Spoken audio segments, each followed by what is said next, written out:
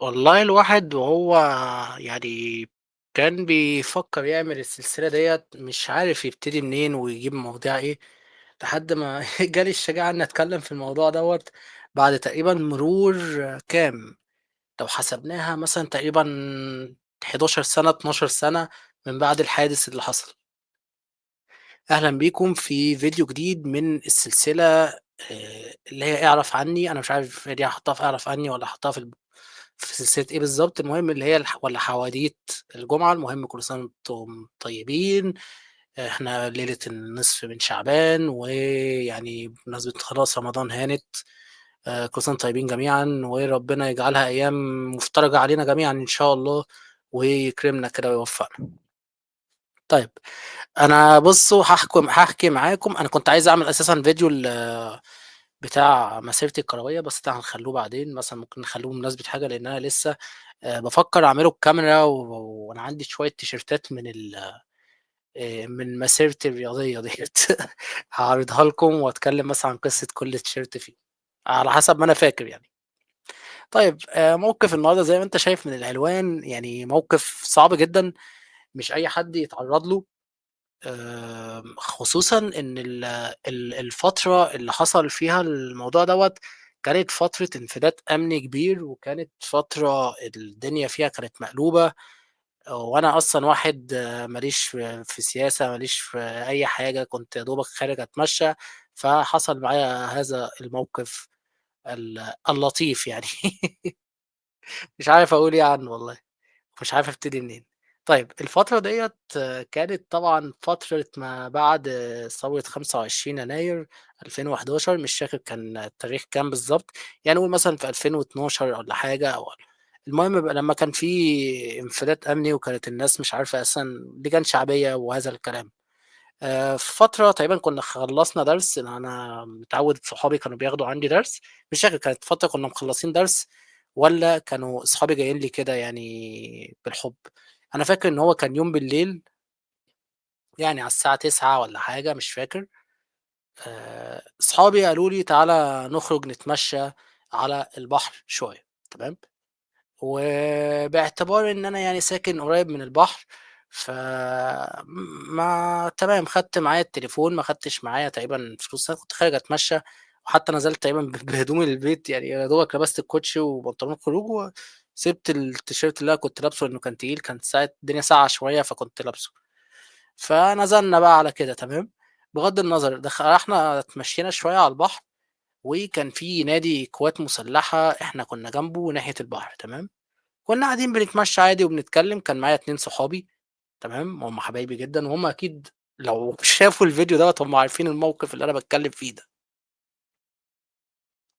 المهم كنا قاعدين بنتكلم، والله طبعًا أكيد مش فاكر كنا بنتكلم في إيه وعادي وماشيين في أمان الله، أسمع ورا بقى أصوات ناس شكلها غريب كده وبتنده مش بأسلوب كويس ولسانها بيطول وعمّالين يندهوا علينا يعني. الأول حاولنا ننفّض له يعني اللي هو نكبّر دماغنا ونمشي، لقيتهم بقى اللي هو خلاص ما فيش غيرنا في الشارع، فلفّيت له قُلت له: "نعم ما سمعتش حضرتك كنت عايز إيه؟" قال لي: "أنت معاك تليفون؟" قُلت له: "لأ ما معييش الأول." تمام، بس النقطة إن تقريبًا التليفون أنا كنت حاطّه في جيب البنطلون، فهو كان بارز شوية تقريبًا. ف وأنا أصلًا كنت باتكلّم معاه وأنا أساسًا يعني هو مندهش وخايف وفاهم، مواقف أول ما أتعرّض لموقف زي دوّة طبيعي، وكنت لسه صغير يعني كنت ساعتها ما كنتش صغير أوي أولى ثانوي والّا حاجة، بس أنا بطبعي أصلًا ما كنتش يعني أنا بطبعي مش باعرف أتعامل مع الناس، لإن أنا ما باخرجش من البيت كتير وكده، حتى الآن يعني المهم قُلت له: "لأ ما معييش." راح جاي قايل لي: "والله معاك." خلاص يبقى أنا قُلت يبقى هو أكيد اتيقن إن معايا، قُلت له: "آه معايا." آآ قال لي: "طَب أنا عايز أعمل دقيقة." ما أعرفش ليه ما قُلتلوش معييش رصيد مثلًا أو أي حاجة أو التليفون اللي معايا بايظ أو أي حاجة، المهم أنا كنت عارف إن هو هيتسرق كده، كده، فأنا طبعًا طبيعي يعني إحنا في موقف إحنا كنا هُم شخصين تمام، وكان في شخص تالت تبعهم واقف ورا، آمم، المهم هاحكي لكم الموقف برضه عشان تتعلموا وأقول لكم يعني العبرة في الآخر. المهم هو كان شخصين والتالت كان بعيد عنهم. صحابي وقاعدين بقى بيتابعوا الموقف معايا، واقفين جنبي وبتاع، حتى صاحبي جه جنبي كده وبيوشوشني قال لي: "هم دول بلطجية؟" قُلت له: "أنا مش عرّفني يعني." أنا ممكن الله أعلم، أصل أنا البلطجية كانوا ساعتها هربانين من السجون اللي كانوا فيها وكده.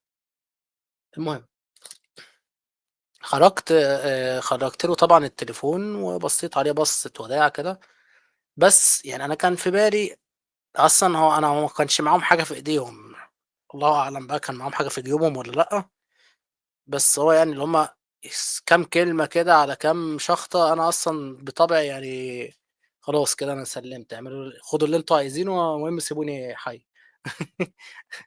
خد الموبايل كان هيعمل إن هو لسه هيتصل، راح جاي طالع يجري بقى. صاحبي لسه كان هيطلع يجري وراهم، أصلًا كان الكلام ده جنب القوات المسلحة، أنا ما أعرفش جالهم قلب إزاي يعملوا كده، وفي عسكري جيش وكده واقف على البوابة يعني. آآ لقاني اللي هو خلاص أنا استسلمت، أنا هاطلع أجري وراه. آآ راح جاي صاحبي لافف ورجع لي بقى. الشخص التالت اللي وراهم دوّة بقى جاي يشوف كده إيه يعني يقرا الدنيا، اللي هو يقول لي: "هُم الناس دول خدوا منكم حاجة والّا إيه؟ أنا متابعهم بقى لي شوية كده قاطع عليهم." مش هو أصلًا لغته زيّهم وطريقة كلامه زيّهم، وطبعًا عشان يأمِّن نَفْسه قال لك: "أنت أبوك بيشتغل إيه وأنت أبوك اشتغل إيه؟" هو أول ما عرف إن أنا بابايا ضابط عمومًا، ما حدّش يعرف يعني بابايا ضابط عمومًا، كان أو يعني كان ضابط سابق، فقُلت له يعني هو الراجل يعني هو اندهش وعمل حركات مش لطيفة، قال لي: "خلاص ما دام أنت كده يعني أنت يعني اللي هو أنا ما دام أنت يعني هتقدر يعني تعيش من غيره وباباك يجيب لك والكلام ده، فخلاص." فاهم؟ اللي هو عدّيها. ف هو ما قالهاش بالأسلوب دوّة يعني هو قالها بأسلوب تاني، بس أنا مش هينفع عشان الرقابة وفي نفس الوقت الموقف اللي اتعرّضت له والبيئة اللي هم طالعين منها بجد يعني ناس الله يهديهم ويسامحهم، يعني يعني أهم حاجة أنا مش متضايق من الموقف على قد ما هو الناس بقت غريبة أوي في التعامل. المهم، فأنا بعديها طبعًا على طول قعدت شوية كده على الرصيف من الصدمة بس اللي هو أمتص الصدمة ما كنتش خايف على قد ما أنا إيه، اللي هو الحمد لله إن أنا كويس وخلاص، بس كنت مصدوم شوية لإن ما اتعرّضتش لموقف كده قبل كده يعني، وأصحابي حواليّا وكده وادّوني التليفون كلّمت بابايا، إن أنا كنت ساعتها أعصابي سايبة شوية طبعًا. آآ ف تمام، الدنيا كانت متوتّرة شوية أول ما رُحت لهم البيت، رُحت لبابايا الحمد لله إن الموضوع حصل جنب البيت يعني، بابايا على طول خدني وطلعنا على القسم. آمم عملنا محضر سرقة تليفون، وطبعًا بابايا اتعامل، فالحمد لله الناس هناك كانت متجاوبة، وخدوا أقوالي وحاولوا ياخدوا منّي مواصفات، أنا أصلًا ما كنتش مركّز في أي حاجة على قد ما أنا كنت مصدوم يعني، وصحابي حاولوا يوصفوا على قد ما يقدروا وتمام. قالوا لي: "خلاص هنبقى نكلمك لمّا نجيب التليفون إن شاء الله." كان في ناس تانية شِلّة صحابي آآ كنت باتمرّن معاهم وكده، وكانوا أصحابي برضه مُقرّبين وكده، لمّا حكيت لهم الموقف قالوا لي هو أصلًا كان التليفون مش اللي هو حاجة جامدة أوي يعني، كان ساعتها موبايلات الأندرويد طالعة لسه جديد، أنا كان معايا تليفون سامسونج اللي هو بزراير، اللي هو بابه بيتفتح كده ويطلع كيبورد، أنا مش فاكر موديله للأسف، لو حاولت أعرف ممكن أحُط صورته في الthumbnail لو عرفت. المهم هو التليفون يعني أنا كنت باحبه وكان فيه بلوتوث، فيه نت بتاع شغّال موبايل touch. وموضوع الكيبورد ده أنا كنت باحبه، لإن أنا باحب أتعامل على الكمبيوتر على طول وكده، ف يعني أنا مش فارق معايا سعره، وعلى قد برضه إحنا يعني لو أنا برضه حالتي المادية ما تسمحليش، أو إن أنا هابقى غِلِس لو خلّيت بابايا يجيب لي موبايل تاني، خاصةً إن هو كان جايبه لي طبعًا على حسابه وكده. فحتى كان في شرطي كان ضابط كده جنبي بيسألني الموبايل اللي اتسرق ده يعني هو كان فاكره أيفون أو حاجة غالية، قُلت له: "لأ، هو موبايل عادي يعني آآ touch وبتاع وفيه بلوتوث وكده." قال لي: "آه، تمام." حسّيت إن الضابط يعني كان بيسأل أسئلة آآ اللي هو أنت طَب أنت بتبلّغ عليه ليه ما دام هو مواصفاته مش أحسن حاجة يعني، بس هو برضه هو تليفوني وأنا باحبه يعني وبرضه الحق حق يعني ده حقي. أنا اتسرقت في عِز، مش في عِز الليل، في الشارع العام قدّام الناس. فبلّغت، وأصحابي كانوا قايلين لي مش هيعملوا لك حاجة بتاع، وقعدوا بقى اللي هو خلاص سلِّم أمرك ومش عارف إيه وكده. فالحمد لله بعديها تقريبًا مش بفترة طويلة أبدًا، كلّموا بابايا، إحنا التليفون عندنا تعالَ استلمه. رُحت معاه وجابوا لي التليفون، قالوا لي: "إحنا لقينا التليفون دوّة بيتباع في لأ، كانوا في حد باعه في محل، والمحل كان عارض التليفون في الفاترينا، شوف البجاحة. هو طبعًا خدوا رموا الخط وكل حاجة، الحمد لله أنا وقّفت الخط طبعًا وعملت كل الإجراءات في ساعتها، وكان معايا علبة الموبايل يعني واتعاملت، عشان كده جابوا لي الموبايل بسرعة. المهم آآ قالوا لي في حد اشتراه وكلمناه، كانت واحدة اشتريته ولمّا سألناها قالت لنا أنا اشتريته من محل في المكان الفلاني في فاترينا، تعرفي حاجة عن الناس اللي جابوه مش عارف إيه، لأ، خلاص. ما أعرفش بقى هُم اتعاملوا إزاي، واضح إن هُم ما اتعاملوش يعني، هو يا دوبك جابوا التليفون وخلاص، والله أعلم. آآ المغزى من هنا إن أنتم إيه، حاولوا يا جماعة ما تسيبوش حقكم، يعني لو حد مهما قال لكم إن الموضوع دوّة الناس ممكن ما تتعاملش فيه، ما تعمل إيه، مش عارف إيه، لأ، يعني اعمل اللي عليك وسيبها على الله. وفي نفس الوقت برضه لو اتعرضت لموقف زي كده، حاول على قد ما تقدر ما تتعاملش بغشامة، لإن ممكن أنت مش عارف اللي قدّامك ده ممكن يكون معاه إيه، يعمل إيه. أهم حاجة صحتك، ولو أنت طبعًا صغير خلّيك دايمًا مع أهلك، ما تخرجش لوحدك مع صحابك صغيرين عشان ما يحصلش أي حاجة، خاصةً وقت بالليل يعني، أو لو في أي مشكلة. يعني حاولوا تخرجوا دايمًا حوالين البيت برضه عشان أهلكم يعرفوا يتصرّفوا بسرعة أو أي حاجة. دايمًا خلّوا رقمكم يعني ي يعني لازم يبقى معاكم حاجة فيها GPS أو أي حاجة، عشان لو لا قدّر الله حصل أي حاجة، يبقى حد من أهلكم يقدر يتابعكم بتاع. يعني هو ده المغزى من الفيديو يعني، اللي أنا يعني الموقف على قد ما هو صعب جدًا وما اتكررش. أنا من ساعتها على فكرة متعقد من البحر، وعمري ما باخرج يعني باخرج في البحر لوحدي، غير لو أنا مثلًا هاروح أركب حاجة وأمشي على طول.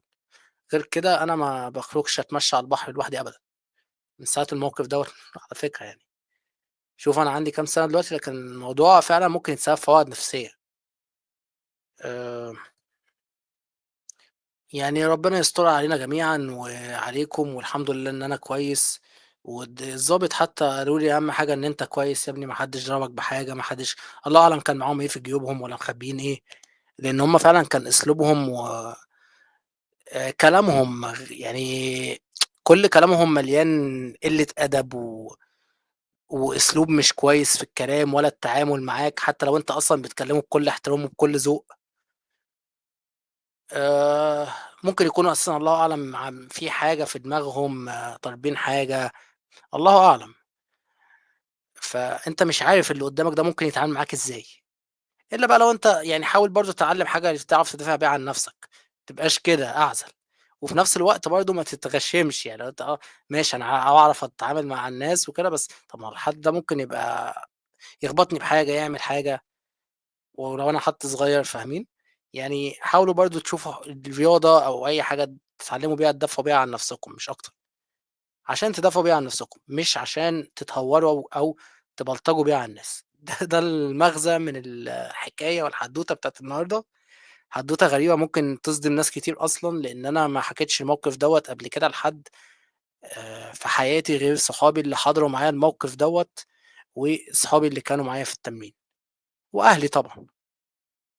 الحمد لله إن أنا يعني مكمّل معاكم أديني أهو لحد دلوقتي، وكل سنة وأنتم طيبين، وأشوفكم إن شاء الله في الفيديو الجاي، والسلام عليكم.